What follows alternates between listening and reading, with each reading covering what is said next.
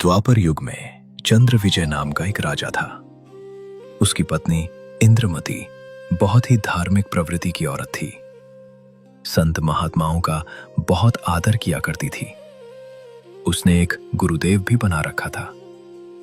उनके गुरुदेव ने बताया था कि बेटी साधु संतों की सेवा करनी चाहिए। संतों को भोजन खिलाने से बहुत लाभ होता है। एकादशी का व्रत, मंत्र के जाप आदि साधना करने से भगवान की प्राप्ति होती है। तू ऐसे ही साधु संतों की सेवा करती रहेगी तो आगे आने वाले जन्मों में भी तू ऐसे ही रानी बनती रहेगी। रानी ने सोचा कि प्रतिदिन एक संत को भोजन अवश्य खिलाया करूंगी। उसने यह प्रतिज्ञा मन में ठान ली कि मैं खाना बाद में खाया करूंगी, पहले संत को खिलाया करूंगी।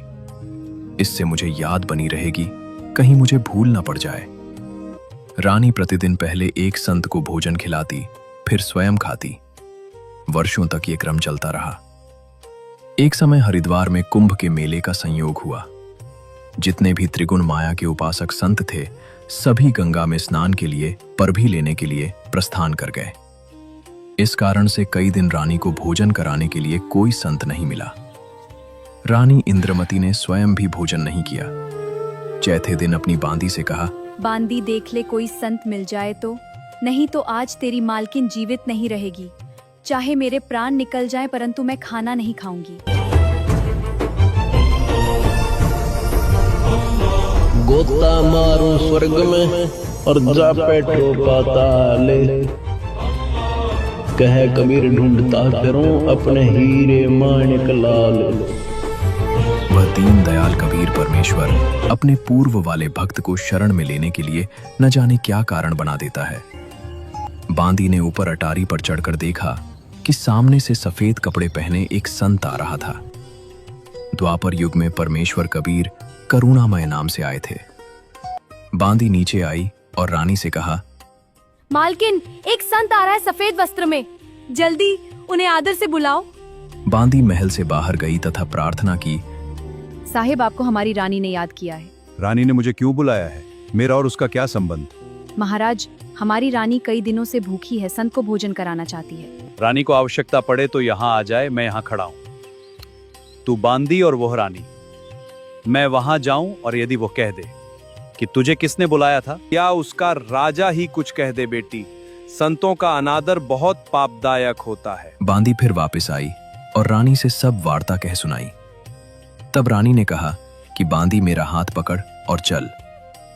जाते ही रानी ने दंडवत प्रणाम करके प्रार्थना की, परवरदिगार, चाहती तो ये हूँ कि आपको कंधे पर बैठा लूं। बेटी, मैं यही देखना चाहता था कि तेरे में कोई श्रद्धा भी है या वैसे ही भूखी मर रही है। रानी ने अपने हाथों खाना बनाया। करुणामय रूप में आए कबीर देव ने कहा कि मैं खाना नहीं खाता, मेरा शरीर खाना खाने का नहीं है। तो रानी ने कहा कि मैं भी खाना नहीं खाऊंगी। करुणामय साहिब जी ने कहा कि ठीक है बेटी, लाओ खाना खाते हैं। करुणामय साहिब ने खाना खा लिया। बेटी, ये जो साधना तू कर रही है, ये तुझे किसने बताई है? हे भगवान, मेरे गुरुदेव ने आदेश दिया है कि विष्णु महेश की पूजा, एकादशी का व्रत, देवी पूजा, मंदिर में जाना, संतों की सेवा करना। बेटी, जो साधना तेरे गुरुदेव ने दी है, उससे साधना से तुम जन्म और मृत्यु तथा 84 लाख योनियों के कष्ट से मुक्ति प्रदान नहीं कर सकती। महाराज जी, जितने भी संत हैं, अपनी अपनी प्रभुता आप ही बनाने आते हैं। मेरे गुरुदेव के बारे में कुछ न कहो, मैं चाहे मुक्त हूं या न हूं। करुणामय साहिब ने सोचा कि इस भोले जीव को कैसे समझाएं। इन्होंने जो पूंछ पकड़ ली उसको छोड़ नहीं सकते, मर सकते हैं। करुणामय साहिब ने कहा, बेटी, वैसे तो तेरी इच्छा है, मैं निंदा नहीं कर रहा। क्या मैंने आपके गुरुदेव को गाली दी है या कोई बुरा कहा है? मैं तो भक्ति मार्ग बता रहा हूं कि यह भक्ति शास्त्र विरुद्ध है। तुझे पार नहीं होने देगी और नहीं तेरा कोई आने वाला कर्म दंड कटेगा। और सुन ले, आज से तीसरे दिन तेरी मृत्यु हो जाएगी। न तेरा गुरु बचा सकेगा और न तेरी ये नकली साधना बचा सकेगी। जब मरने की बारी आती है फिर जीव को डर लगता है, वैसे तो नहीं मानता। रानी ने सोचा कि संत झूठ नहीं बोलते, कहीं ऐसा ना हो कि मैं तीसरे दिन ही मर जाऊं। इस डर से करुणामय साहिब से पूछा, हे महात्मा, क्या मेरी जान बच सकती है? बच सकती है, तुझे नाम उपदेश लेना पड़ेगा और पिछली साधनाओं को त्यागना पड़ेगा। इंद्रमती ने कहा, मैंने सुना है कि गुरुदेव नहीं बदलना चाहिए, पाप लगता है। कबीर साहब ने कहा कि नहीं पुत्री, यह भी तेरा भ्रम है। एक वैद्य से औषधि ना लगे तो क्या दूसरे से नहीं लेते? इसको छोड़ना पड़ेगा। वैसे तो नहीं मानती, परंतु मृत्यु दिखने लगी कि संत कह रहा है तो कहीं बात न बिगड़ जाए। ऐसा विचार करके इंद्रमती ने कहा कि जैसे आप कहोगे मैं वैसे ही करूंगी। करुणामय साहब ने उपदेश दिया, तीसरे दिन मेरे रूप में काल आएगा, तू उससे बोलना मत। जो मैंने नाम दिया है 2 मिनट तक इसका जाप करना, 2 मिनट के बाद उसको देखना है, उसके बाद सत्कार करना है। वैसे तो गुरुदेव आए तो अति शीघ्र चरणों में गिर जाना चाहिए। ये मेरा केवल इस बार आदेश है। ठीक है गुरुदेव। रानी को तो चिंता बनी हुई थी, श्रद्धा से जाप कर रही थी। करुणामय साहब का रूप बनाकर गुरुदेव रूप में काल आया, आवाज लगाई, बेटी इंद्रमती आंखें खोलो, देखो मैं तुम्हारा गुरुदेव आया हूं। इंद्रमती। उसको तो पहले ही डर था, स्मरण करती रही, काल की तरफ नहीं देखा। 2 मिनट के बाद जब देखा तो काल का स्वरूप बदल गया। काल का ज्यों का त्यों चेहरा दिखाई देने लगा। करुणामय साहब का स्वरूप नहीं रहा। जब काल ने देखा कि तेरा तो स्वरूप बदल गया, वो जान गया कि इसके पास कोई शक्ति युक्त मंत्र है। इस बार तो तू बच गई, तुझे अगली बार देखूंगा। रानी बहुत खुश हुई, फूली नहीं समाई। कभी अपनी बांदियों को कहने लगी, तुम्हें पता है आज मेरी मृत्यु होनी थी। आज मुझे काल लेने के लिए आया था, लेकिन मेरे गुरुदेव की दया से मैं बच गई। राजा के पास गई तथा कहा कि आज मेरी मृत्यु होनी थी, मेरे गुरुदेव ने रक्षा कर दी, मुझे लेने के लिए काल आया था। राजा ने कहा कि तू ऐसे ही ड्रामे करती रहती है, काल आता तो क्या तुझे छोड़ जाता? ये संत वैसे बहका देते हैं, अब इस बात को वो कैसे माने? खुशी खुशी में रानी लेट गई। कुछ देर के बाद सर्प बनकर काल फिर आया और रानी को डस लिया। ज्यों ही सर्प ने डसा, रानी को पता चल गया। रानी जोर से चिल्लाई, डंस लिया। गुरुदेव बचाओ! अपने गुरुदेव को पुकारकर रानी बेहोश हो गई। नौकर भागे। देखते ही देखते एक मोरी में से वो सर्प घर से बाहर निकल गया। करुणामय साहब वहां प्रकट हो गए, लोगों को दिखाने के लिए मंत्र बोला और इंद्रमती को जीवित कर दिया। आपने मुझे बचा लिया भगवान, अगर आप नहीं होते तो मेरा क्या होता? इंद्रमती, इस काल को मैं तेरे घर में घुसने भी नहीं देता और ये तेरे ऊपर हमला भी नहीं करता, परंतु तुझे विश्वास नहीं होता। तू ये सोचती कि मेरे ऊपर कोई आपत्ति नहीं आनी थी। गुरुजी ने मुझे बहका कर नाम दे दिया, इसलिए तेरे को थोड़ा सा झटका दिखाया है, नहीं तो बेटी तेरे को विश्वास नहीं होता। अब देखिए जगत गुरु तत्वदर्शी संत रामपाल जी महाराज के मंगल प्रवचन। एक इंद्रमती नाम की एक रानी थी, इंद्रावती भी उसको कहते हैं, वैसे इंद्रमती भी कहते हैं। और उसके पति का नाम चंद्र विजय राजा, चंद्र विजय था, वो राजा था। वो रानी बड़ी धार्मिक थी और उसने अपना कोई गुरु भी बना रखा था। उस गुरुदेव ने उसको राम कर इसका भगवान विष्णु जी के विषय में जानकारी दे रखी थी, शंकर भगवान के बारे में जानकारी दे रखी थी, और जो भी जंतर मंत्र था वो बता रखा था, रोज कराया करती, प्रतिदिन करती थी।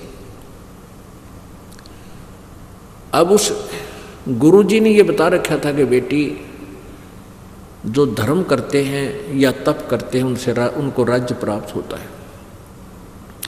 आज तू रानी है, पिछले पुण्य से है, आगे पुण्य करेगी तो अगले जन्म में भी तू मनुष्य जीवन जब कभी मिलेगा तो रानी बनेगी। इसलिए धर्म किया कर, आए अतिथि जो आपके द्वार पर आ जा, सबको भोजन करा, एक भंडारा लंगर खोल दे, और साधु संत आ जा तो उनका विशेष आदर कर और स्वयं अपने हाथों से खाना बनाकर खिला बेटी, इतना बहुत पुण्य मिलेगा। और प्रतिदिन एक संत को अवश्य रोजाना भोजन कराया कर। अब साधु निरे अंड्या कर बैठे रहते, जंगला में बुला लेती वो, ऐसे प्रोसीजर ये चलता रहा कई वर्ष, 2-4 वर्ष। रानी क्या करती थी, प्रतिदिन उसने एक अपना नियम बना लिया कि मैं खाना बाद में खाऊंगी, ये प्रतिज्ञा कर ली। पहले किसी भक्त संत को खिलाऊंगी, फिर पाछा खाऊंगी। अब ऐसे वो चलता रहा, संदेशा दे देती, न्योता दे देती, 2-4 भक्त डेली संत आ जाते, खाना खा जाते। बाकी आम जीव के लिए भी, करा चालतों के लिए भी उसने लंगर अलग से खुलवा रखे। अब क्या हुआ, एक बार कुंभ का मेला हो गया और कुंभ के मेले में ये सभी जो त्रिगुण उपासक हैं, जिनको हम संत समझा करते हैं, बाकी ये संत तो नहीं है, फिर भी हम अज्ञानता के अनुसार उनको साधु संत मानते थे, तो वो सभी स्नान करने के लिए, पर भी में मोक्ष प्राप्ति के लिए वहाँ चले गए। कहाँ? हरिद्वार में, हर की पैड़ी पे। और आसपास कोई संत नहीं रहा। रानी ने संदेशा भिजवाया, नौकर गए कि सबके कुटियाँ खाली हैं या कोई नहीं। पता चला तो वो चले गए कहाँ? कुंभ स्नान करने के लिए। और मनमाना 15 दिन में आओगे, क्योंकि 5-7 दिन तो पैदल जाने में लगे, 5-7 दिन आने में लगे, 1-2 दिन रेस्ट भी करें वहाँ पर, तो 15-14 दिन में वो 20 दिन में आएंगे। अब रानी के सामने समस्या आएगी, कोई संत भक्त मिला को, ना रोटी उसने खाई, ना दिन तीसरा हो गया।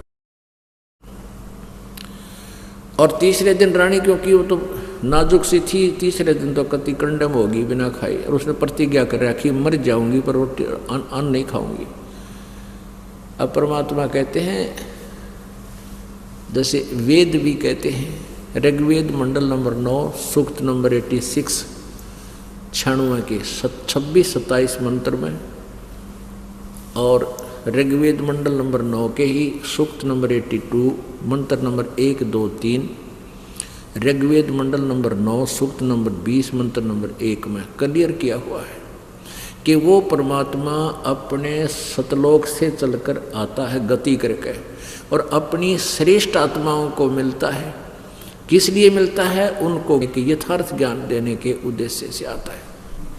अपने उस गुण के आधार पर, अपने उसी जो मालिक जैसे लीलाएं करता है, उस लीला आधार पे वो इंद्रमती के पास पहुंच गए। और दूर से, जैसे महल था, महल से थोड़ी दूरी पर परमात्मा ने वहाँ अपने आप को प्रकट किया। आ रहे हैं, जैसे उनके महल की साथ से ऐसे रास्ता जाता था, सामने महल और महल के साथ से एकदम रास्ता टर्न होता था, तो आने वाला रास्ता ऐसा लगता जैसे महल की तरफ ही आ रहा हो आदमी। रानी ने अपनी नौकरानी से कहा कि नौकरानी आज देख ले, ढूंढ ले, कोई संत दिखाई दे जाता है, एक बार देख ले, ऊपर चढ़ के कोई आसपास दिख जाए तेरे को, नहीं तो आज तेरी रानी संसार में नहीं रहेगी, शाम तक मेरी मृत्यु हो लेगी। अब मेरी हिम्मत नहीं रही। नौकरानी ऊपर गई, अटारी पर चढ़कर देखा, कोठे पर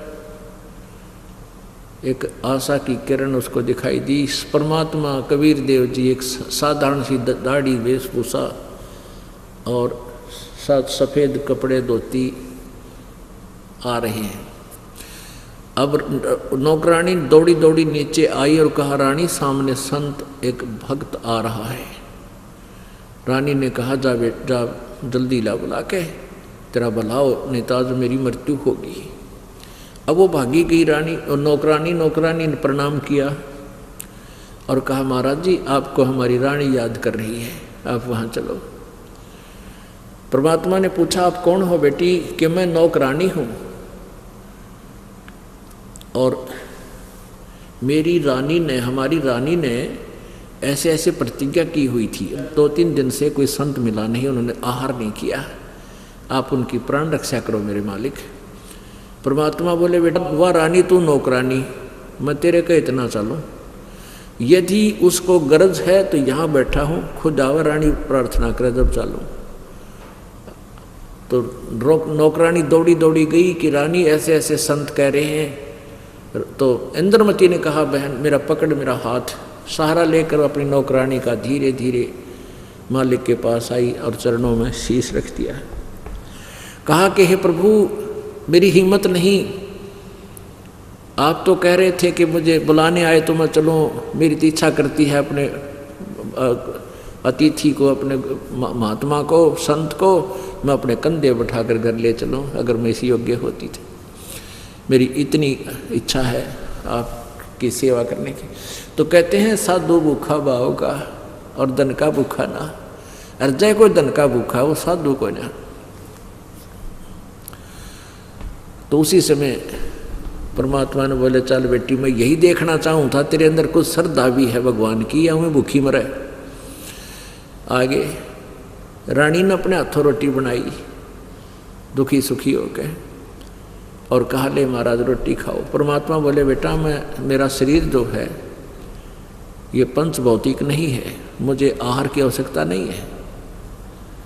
रानी बैठ गई माथा पकड़ के, मेरे काम भी नहीं है तू महात्मा, रोटी खाओ तो मेरा कल्याण होगा, नहीं तो मुझे भी कोई लाभ नहीं आपसे। तो कहने लगा ला बेटा खाना खाऊंगा। कहते समर्थ उसी को कहते हैं। अब आहार किया, वो तो और परीक्षा लेना चाहो थे कि देखो भी आज खावेगी कि बैठी रहेगी। तो कहने लगे ठीक है बेटा ला खाना खाते। परमात्मा ने आहार किया, रानी ने भी आहार किया। तो परमात्मा ने कहा कि बेटा एक बात बता, जो साधना तू कर रही है किसकी पूजा करती है? किसी इसकी विष्णु जी की और शंकर भगवान की। ब्रह्मांड पूजन का इन्हें बताई नहीं रखी। तो परमात्मा ने कहा बेटी इनकी पूजा से तुझे क्या मिलेगा कि स्वर्ग में जाऊंगी। स्वर्ग में कितने दिन रहेगी? तेरा जितना पुण्य होगा इतने दिन तू स्वर्ग रहेगी। उसके बाद कहाँ जाएगी? कि तकुतिया बनेगी, गधी बनेगी, 84 लाख योनियों में धक्के खाएगी।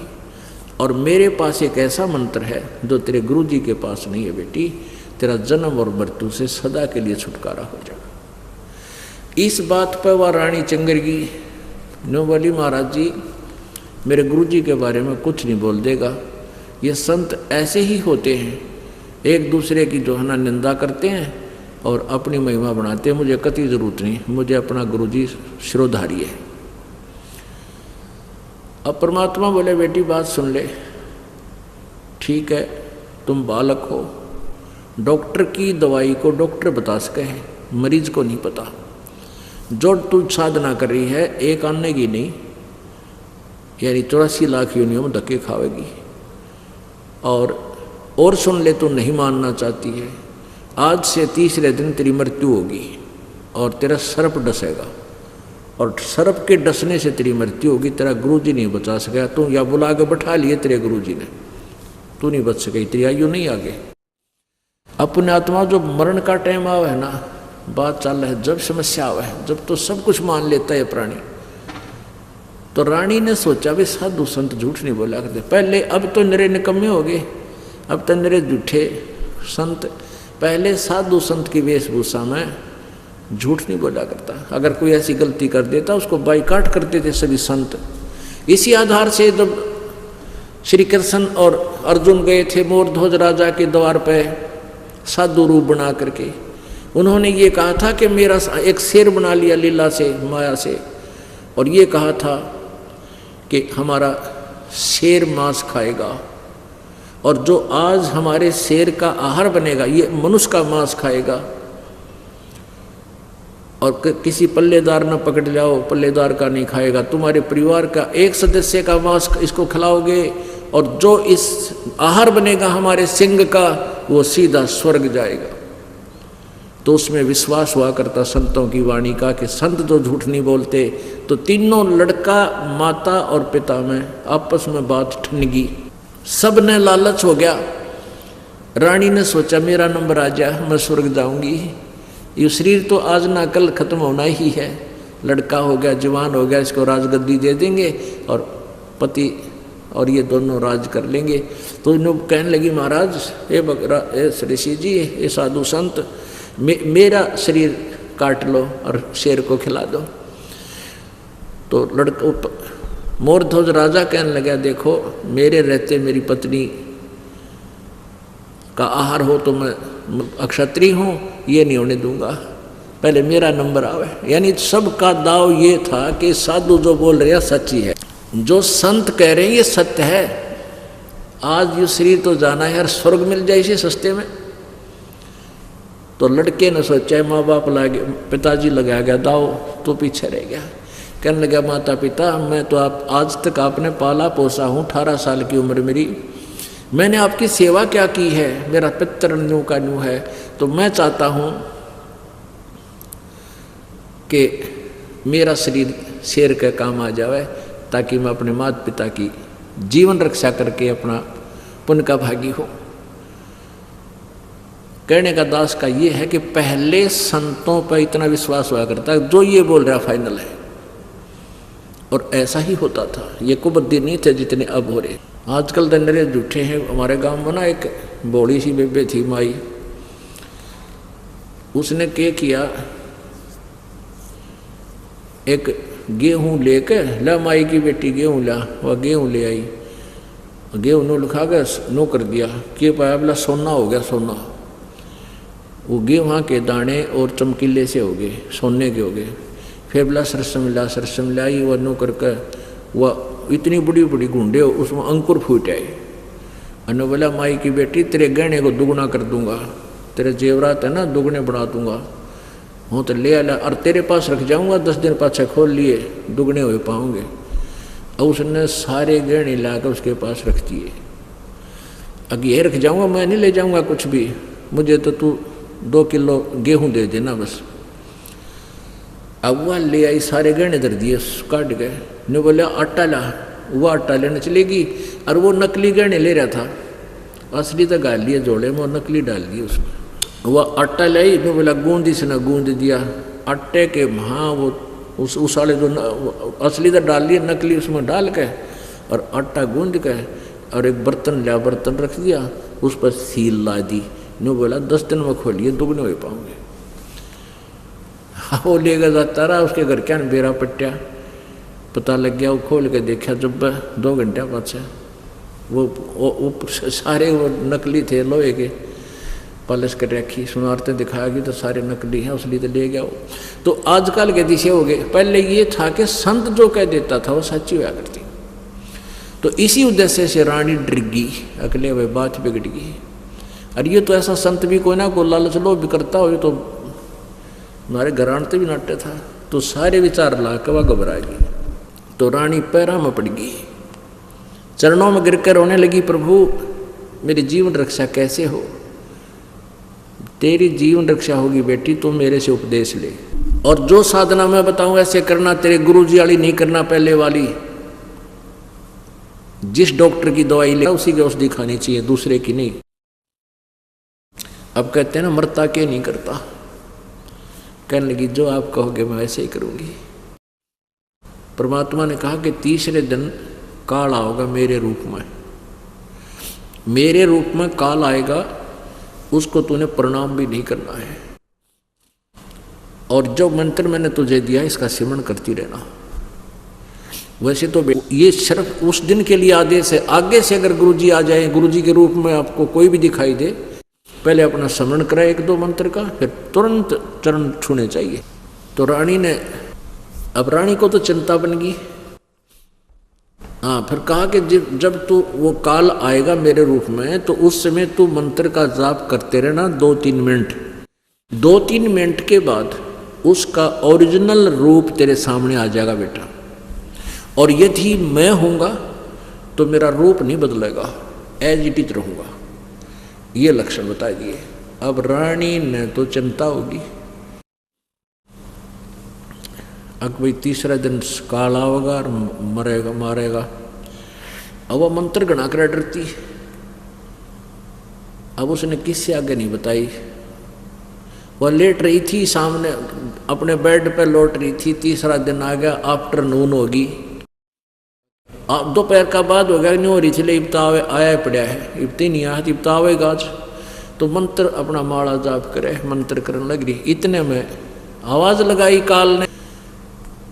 ये द्वापर युग की बातें हैं। द्वापर युग में तो करुणा में नाम से परमात्मा कबीर जी उसमें प्रकट थे। तो उस करुणा में नाम अर्थात कबीर जी के रूप में, करुणा में रूप में काल ने आके आवाज लगाई कि इंद्रमती, ए इंद्रमती, आवाज आने की, काल आ गया और चौकस हो गया, बैठ गिर, मंत्र शुरू कर दिया। मंत्र करती रही, सामने देखती रही, प्रणाम नहीं किया उसको। काल कहता है तू बड़ी भगतनी, नमस्कार भी नहीं करती गुरु जी को। वह तो डर गई, उसकी ताक सी ठहर गई, कसाई आ गई। तो उसने सुमन शुरू जारी रखा। तो 2 मिनट के बाद देखा उसका चेहरा ओरिजिनल हो गया। ओछा माथा, काला चेहरा और छोटा सा माथा, इतना 2 उंगल भी नहीं, और लंबे दांत, विकराल शरीर। जो काल ने देखा कि हो इसके पास तो कोई शक्तिशाली मंत्र है और तेरा स्वरूप बदल दिया। कहने लगा अब तो बच गई, इतना फिर देखूंगा। यहाँ काल के लोग की या ये डायलॉग फाइनल होया करे। लड़की वो चला गया काल तय। अब रानी ने खुशी मनाई, ओहो। बांदिया ने कहा आज मेरी मृत्यु होनी थी, काल आया था मुझे लेने के लिए, मेरे गुरुदेव जी ने बचा दिया। वह दौड़ी दौड़ी राजा के पास गई। राजा से भी कहती है कि आज मेरी मृत्यु होनी थी, मेरे मैंने नया गुरुजी बनाया, उसने मेरी रक्षा कर दी, आज मैं बच गई, काल आया था लेने। अब राजा था वो थोड़ा मोटे दिमाग का या दूसरे टाइप का, घुटी सूटी लानी, और भगवान भक्ति नहीं करता था, वैसे धार्मिक अवश्य था, नर्म आत्मा का था। अपनी पत्नी को भक्ति मार्ग में बाधा कभी नहीं करता था। वो फिर भी अपने हिसाब से वो क्या कहता है कि तू क्यों ड्रामा कर रही है बौड़ी, काल आ जाता और छोड़ जाता तेने। बोला नहीं, मेरे गुरुजी ने सच्ची बताई थी, उस दिन कह दिया था। बोला इन्हें बुकाया कर, पैसे अठनी। बोला जा तू ड्रामा ना कर, निकल यहाँ से। यानी उसको वो तो ढंग से बात नहीं की, पर वो ना करो, पर जिसका लग गया वो जाने। वो तो इतनी फुल्ली नहीं समावाई भगवान ने। ओहो बड़ी दया करी मेरे दाता, सचमुच आज तो मेरी मौत थी। करते करते वह बेड पे लेट गई। लेटते नींद आएगी, क्यों सुख में नींद आया करे। निद्रा में वह आँखें मीची हो रही थी, इतने में काल सर्प बन के आ गया। सर्प बन के आ गया और रानी को डस लिया पैर में। एकदम उठी, रोन लगी, आए खाली। सर्प नौकर भागे आए, नौकरानी आई। उन्हें देखा कि मोरी के घर की मोरी के अंदर से एक बहुत बड़ा सर्प निकल रहा था। नौकर इतने किले में बाहर आए, इतने तो बहुत टाइम हो लिया, इतने वो छुप गया। अब एकदम बेहोश होगी रानी, मृत्यु को प्राप्त हुई। अब परमात्मा उसी समय प्रकट हो गए, यानी वो ये पुकार के अचेत हो गई, हे परमात्मा, हे गुरु जी मेरी रक्षा करो, मैं मार दी काल ने, भूल बन गई मेरे पे, मुझे मेरा मंत्र याद नहीं रहा। परमात्मा वहाँ प्रकट हो गई।